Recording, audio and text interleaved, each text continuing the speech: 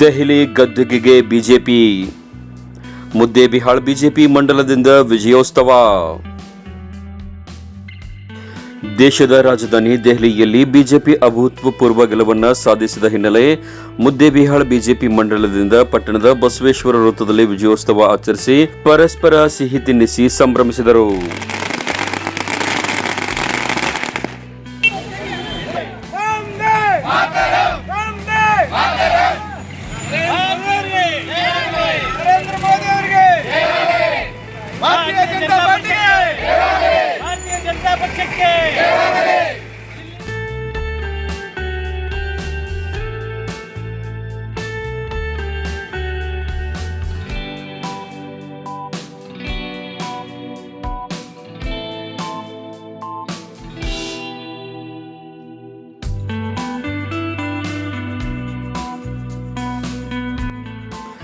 ಈ ವೇಳೆ ಬಿಜೆಪಿ ಪಕ್ಷದ ಮುಖಂಡ ಪ್ರಭು ಗಡಿ, ಮಂಡಲ ಅಧ್ಯಕ್ಷ ಜಗದೀಶ್ ಪಂಪನ್ನವರ್, ಲಕ್ಷ್ಮಣ್ ಬಿಜ್ಜೂರ್ ಮಾತನಾಡಿ, ದೆಹಲಿಯಲ್ಲಿ 27 ವರ್ಷಗಳ ನಂತರ ಬಿಜೆಪಿಗೆ ಅಭೂತಪೂರ್ವ ಗೆಲುವು ಲಭಿಸಿದೆ. ಪ್ರಬುದ್ಧ ಮತದಾರರು ದೆಹಲಿ ಅಭಿವೃದ್ಧಿಯ ದೃಷ್ಟಿಯಿಂದ ಬಿಜೆಪಿಯನ್ನ ಗೆಲ್ಲಿಸಿದ್ದಾರೆ. ಮನೀಶ್ ಸಿಸೋಡಿಯಾ ಅವರು ಸೋತಿದ್ದಾರೆ.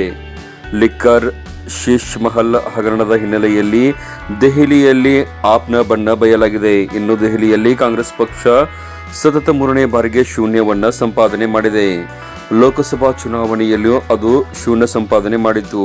ಹರಿಯಾಣ, ಮಹಾರಾಷ್ಟ್ರದಲ್ಲೂ ಕಾಂಗ್ರೆಸ್ಸಿಗೆ ಮುಖಭಂಗ ಆಗಿತ್ತು ಎಂದರು.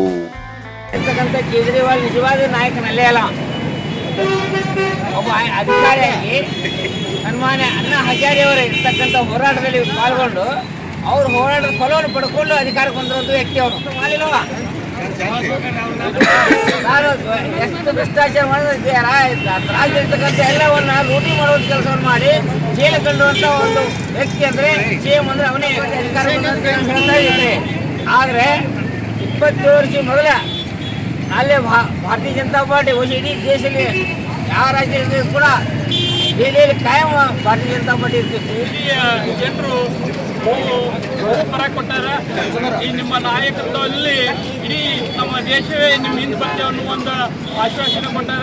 ಅದೇ ರೀತಿಯಾಗಿ ದೆಹಲಿ ಜನರಿಗೆ ಮೊದಲನೇ ಶುಭಾಶಯ ತಿಳಿಸುತ್ತಾ ನಮ್ಮ ಮುಂದಿನ ದಿನಗಳಲ್ಲಿ ಕೂಡ ನಮ್ಮ ಕರ್ನಾಟಕದಲ್ಲಿಯೂ ಅದು ದೆಹಲಿಯ ಒಂದು ಏನು ವಿಧಾನಸಭೆ ಫಲಿತಾಂಶ ಹೊರಬರುತ್ತದೆ.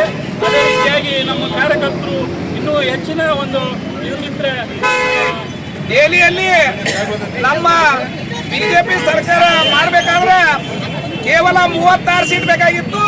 ಅದನ್ನು ಮೀರಿ ಇವತ್ತು ನರೇಂದ್ರ ಮೋದಿಜಿ ಅವರ ನೇತೃತ್ವದಲ್ಲಿ ಅಲ್ಲಿ ಇವರು ನಾಯಕಂತಿಲ್ಲ, ಎಲ್ಲ ನಾಯಕರು ಒಗ್ಗಟ್ಟಾಗಿ ಒಂದು ಚುನಾವಣೆಯಲ್ಲಿ ಫೈಟ್ ಮಾಡಿದಾಗ 48 ಸೀಟ್ಗಳನ್ನು ಇವತ್ತು ನಮ್ಮ ಭಾರತೀಯ ಜನತಾ ಪಾರ್ಟಿಯಲ್ಲಿ ಗೆದ್ದಿದೆ.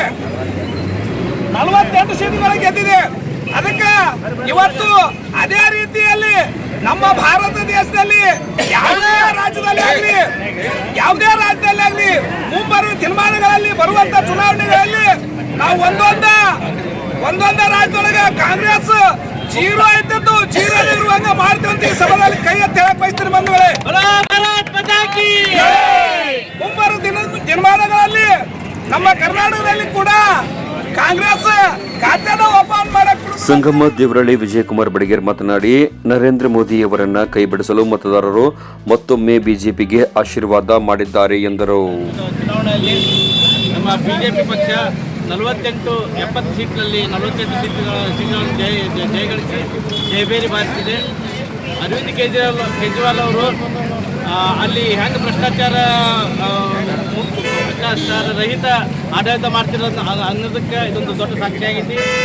ಆ ಪಕ್ಷವನ್ನು ನಿರ್ಮೂಲನೆ ಮಾಡುವಂಗ ಅಲ್ಲಿ ದಿಲ್ಲಿ ಜನತೆ ಆ ಪಕ್ಷಕ್ಕೆ ಮುಖಭಂಗ ಆಗಿದೆ. ಇಲ್ಲ ಮುಖಭಂಗ ಮಾಡಿಬಿಟ್ರೆ ಆ ಪಕ್ಷಕ್ಕೆ ಇನ್ನೂ ನೆಲೆ ಇಲ್ಲದಂಗಾಗೈತಿ. ಸ್ವತಃ CM ಕೇಜ್ರಿವಾಲ್ ಸೋತಾರ, ಆಮೇಲೆ ಉಪಮುಖ್ಯಮಂತ್ರಿ ಸಿಸೋಡಿಯನ್ನು ಸೋತಾರ.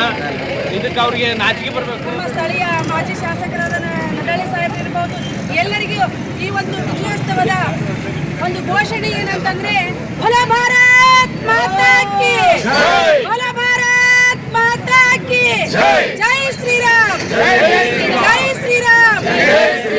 ಯಾಕೆ ಒಂದು ಘೋಷಣೆ ಹಾಕಿದೀನಿ ಅಂತಂದ್ರೆ 1 ವರ್ಷ